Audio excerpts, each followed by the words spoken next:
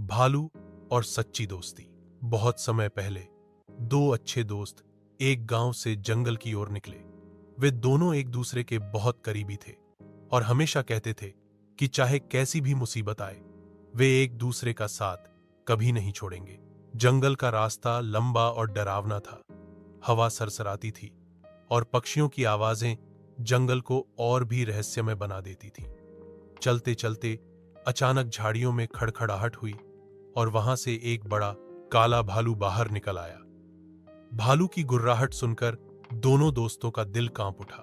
पहला दोस्त तुरंत किसी तरह पास के पेड़ पर चढ़ गया और डालियों में छिप गया, लेकिन दूसरा दोस्त पेड़ पर चढ़ना नहीं जानता था। उसने झट से जमीन पर लेटकर आंखें बंद कर लीं और सांस रोक ली। वह जानता था कि भालू आमतौर पर मरे हुए इंसानों पर हमला नहीं करता। भालू धीरे धीरे उसके पास आया। उसने उसकी नाक सूंघी, शरीर को इधर उधर देखा और फिर कानों के पास जाकर कुछ पल रुका। भालू ने सोचा कि यह इंसान मर चुका है और फिर धीरे धीरे जंगल में वापस चला गया। जब खतरा टल गया तो पेड़ पर चढ़ा हुआ दोस्त नीचे आया।